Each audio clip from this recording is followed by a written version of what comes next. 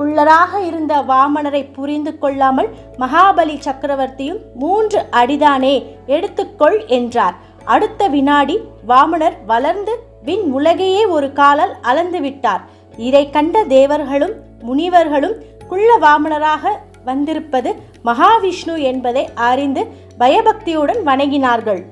அப்பொழுது அங்கு இருந்த பிரம்மா சமயோசிதமாக ஒரு செயலை செய்தார். தனது கம்மண்டலத்தில் அடைத்து வைத்திருந்த ஈசனின் கருணை வெள்ளத்தை எடுத்து விஷ்ணுவுக்கு அபிஷேகம் செய்தார். அந்த கருணை வெள்ளம் பெருக்கெடுத்து ஆறாக ஓடியது. தேவர்களும் முனிவர்களும் இதற்காகவே காத்திருந்தது போல மற்றற்ற மகிழ்ச்சி அடைந்தனர். மேலும் உலகில் ஓடிய அந்த ஆற்று தண்ணீரை தங்கள் தாகம் தீர்க்க வந்த புனித பெண்ணாக கருதினார்கள்.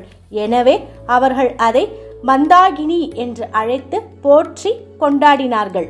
ஆகாயத்தில் மட்டுமே ஓடியதால் அதை ஆகாய கங்கை என்று மற்றவர்கள் அழைத்தனர். இந்த ஆகாய கங்கை பின்னர் பூமிக்கு வந்தது. கங்கை எப்படி பூமிக்கு வந்தது என்பதன் பின்னணியில் ஒரு புராண நிகழ்வு கூறப்படுகிறது.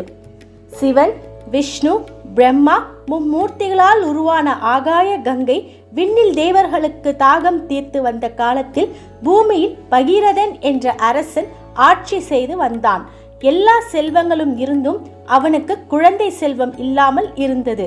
எத்தனையோ பரிகாரங்கள் செய்தும் குழந்தை பாக்கியம் அவனுக்கு தாமதாகி கொண்டே இருந்தது. இறுதியில் பித்ருதோஷம் காரணமாக இந்த நிலை ஏற்பட்டு இருப்பதை அறிந்தான். பித்ருக்களின் அஸ்தியை கங்கையில் கரைத்தால் பித்ருக்கள் ஆத்மா சாந்தி அடையும், அதன் பிறகு குழந்தை பாக்கியம் கிடைக்கும் என்று முனிவர்கள் கூறினார்கள். உடனே கங்காதேவியை நோக்கி பகீரதன் தவம் இருக்க தொடங்கிவிட்டான். அவன் முன்பு தோன்றிய கங்கை என்ன வரம் வேண்டும் என்று கேட்டாள். அதற்கு பகீரதன், தாங்கள் வானத்தில் ஓடாமல் பூமியில் தரையில் இறங்கி ஓட வேண்டும்.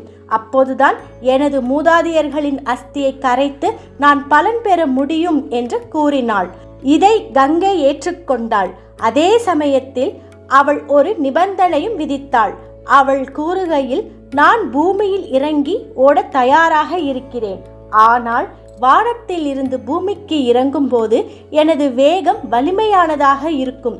பூமியால் அதை தாங்கிக் கொள்ள இயலாது. யாராவது ஒருவர் அதை தாங்கி இறக்கிவிட்டால் பூமிக்கு வருவதற்கு உதவியாக இருக்கும் என்றாள். உடனே பகீரதன் கங்கை பூமியில் இறங்கும் போது தாங்கும் சக்தி யாருக்கு இருக்கிறது என்று ஆய்வு செய்தான். அப்பொழுது முனிவர்கள் கங்கையை தாங்கும் சக்தி சிவபெருமானுக்கு மட்டுமே உள்ளது என்று தெரிவித்தனர். இதைத் தொடர்ந்து சிவபெருமானை நோக்கி பகீரதன் தவம் இருந்தான்.